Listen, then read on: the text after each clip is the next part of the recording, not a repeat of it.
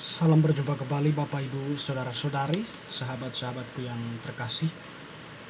Pada kesempatan ini saya mengajak kita kembali lagi mempersiapkan sedikit waktu kita mendengarkan sabda Tuhan yang kita ambil dari penginjil Lukas bab 17 ayat 26 sampai 37.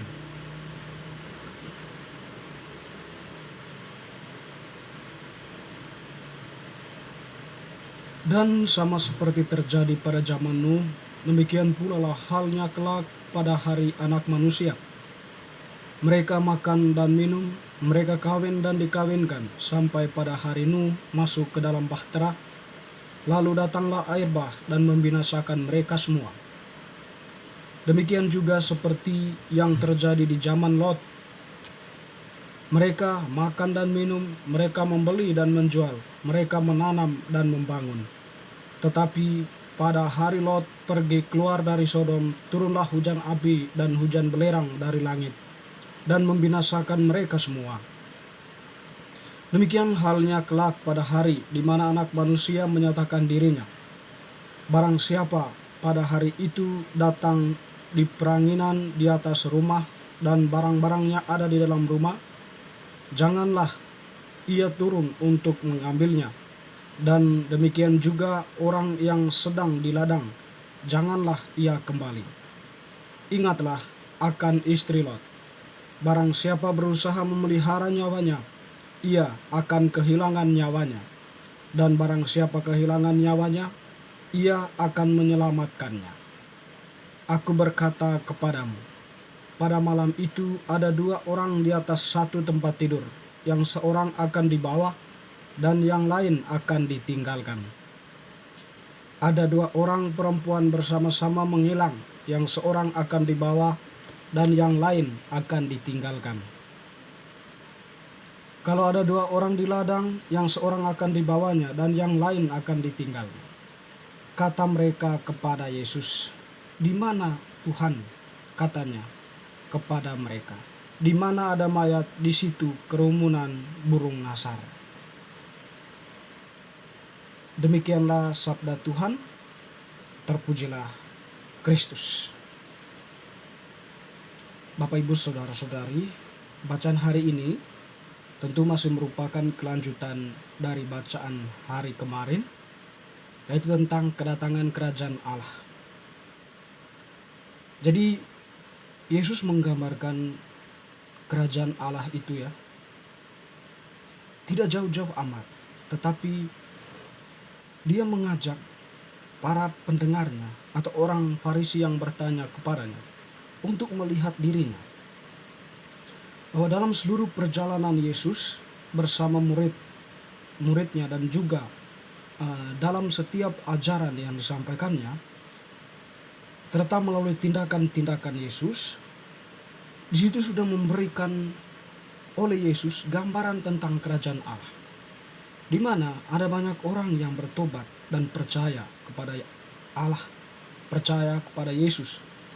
Lalu kemudian ada begitu banyak orang yang mengalami kesembuhan, dan ada begitu banyak orang yang mengalami perubahan dalam hidupnya setelah mengalami tindakan mujizat yang dilakukan Yesus, dan juga setelah mendalami setiap ajaran yang disampaikan oleh Yesus. Artinya di situ Tuhan Yesus sudah menunjukkannya secara cukup baik atau secara cukup jelas kepada para pendengarnya, kepada orang-orang Farisi, bahwa Yesus itu sudah menampilkan kerajaan Allah itu di hadapan manusia, di hadapan mereka semua. Tetapi karena ketertutupan hati itu tadi, sehingga pemahaman atau refleksi untuk sampai kepada tindakan dan ajaran Yesus itu sebagai bentuk representasi dari kehadiran kerajaan Allah itu tidak sampai ke dalam hati dan pikiran orang-orang Farisi itu. Sehingga ketika Yesus mengatakan, kalau orang bertanya bahwa lihat kerajaan Allah itu ada di sana atau ada di sini, sesungguhnya kerajaan Allah itu tidak jauh-jauh, tetapi ada di antara kamu, yaitu tentang dirinya. Dan Yesus pun menekankan supaya jangan terlalu percaya, tergiur dengan orang-orang yang mengatakan kerajaan Allah di sini, di sana, kerajaan Allah di situ, di sini dan sebagainya. Tetapi sebenarnya Yesus menekankan di situ supaya tetap pada pendirian akan tindakan Allah yang senantiasa menyertai atau yang senantiasa terjadi di tengah kehidupan mereka waktu itu ya. Jadi seperti itulah sekiranya gambaran yang disampaikan untuk membuka pemikiran para pendengar atau orang banyak bahwa kerajaan Allah itu terrepresentasi oleh Yesus pada waktu itu. Dan teman-teman saudara-saudari, pada hari ini Yesus lebih menegaskan bagaimana ya kerajaan Allah itu, atau kerajaan Allah itu sebenarnya suatu bentuk keputusan yang diambil oleh manusia untuk berani menanggung resiko dalam setiap keputusannya. Artinya ada satu hal yang harus dikorbankan demi sesuatu yang lebih mulia. Yesus menggambarkan tadi bagaimana 2 orang di ladang, 2 orang perempuan yang sedang menghilang, atau 2 orang yang berada di kamar, bahwa 1 orang akan diambil dari itu, 1 orang yang dikorbankan.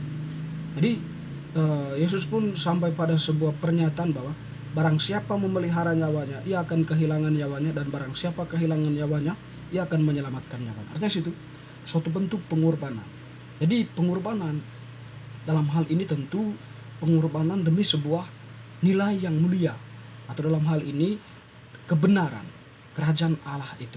Nah, ada banyak sebenarnya kalau mengatakan ini sikap dan tindakan manusia itu dalam membawa kebenaran itu, atau keberadaan manusia itu sebagai orang yang sungguh percaya kepada Yesus, berani untuk mengambil risiko. Karena apa? Mewartakan kebenaran itu tidaklah mudah. Tetapi yang perlu diingat bahwa setiap orang yang setia pada kebenaran itu, meskipun dia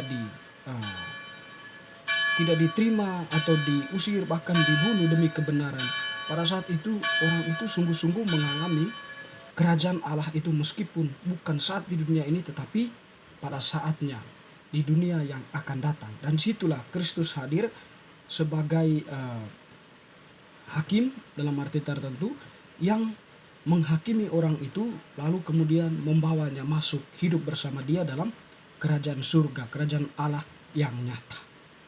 Dengan demikian Bapak Ibu Saudara-saudari, kerajaan Allah itu sebenarnya kalau kita refleksi secara sederhana adalah kebaikan, kebenaran. Jadi Tuhan mengajarkan kebaikan. Nah, setiap orang yang mencintai kebaikan atau kebenaran itu berdasarkan kehendak Allah, tentu dalam posisi itu dia berada dalam posisi Yesus. Lihatlah para nabi, orang kudus. Mereka sangat mencintai sang kebenaran, mencintai Yesus, sehingga mereka mati-matian membela kebenaran itu. Atau lihatlah para rasul, mewartakan Yesus sebagai Tuhan yang telah bangkit pada awalnya, pada gereja awalia. Mereka berjuang mati-matian untuk mewartakan Yesus yang telah bangkit dan bisa diterima, dialami oleh orang banyak. Bahkan banyak di antara para rasul itu dibunuh, dan juga para nabi itu orang-orang kudus itu dibunuh. Dan para nabinya tentunya juga ya, mewartakan kebenaran itu ya, mereka cenderung ditolak, cenderung dihempaskan, cenderung dikucilkan. Tetapi mereka tetap bertahan dan setia. Nah, mereka inilah orang-orang yang tidak takut kehilangan nyawanya. Dan oleh karena itu mereka mendapatkan nyawanya kembali dalam hidup yang kekal, atau dalam kerajaan Allah yang sesungguhnya. Teman-teman saudara-saudari, teristimewa ya untuk kita yang sudah dibaptis ini. Jadi memahami kerajaan Allah ini tidak perlu lagi bertanya seperti orang Farisi itu ya. Seperti apakah kerajaan Allah? Kerajaan Allah itu sesungguhnya itu adalah kebenaran yang kita terima dari gereja, atau ajaran-ajaran yang disampaikan oleh gereja. Jadi itu semua adalah kebenaran yang memang menuntun kita kepada kerajaan Allah itu, dan juga mengajak kita untuk bertindak ya atas nama Allah. Nah, dan sekaligus di sana kita mewartakan kerajaan Allah itu, sehingga kerajaan Allah itu kita pahami dalam dunia ini, dalam diri kita, dan juga Kerajaan Allah itu berada dalam dunia yang akan datang ketika kita setia menjalankan apa yang menjadi ajaran gereja, kehendak Allah untuk dilakukan. Semoga bacaan hari ini semakin meneguhkan iman kita. Amin.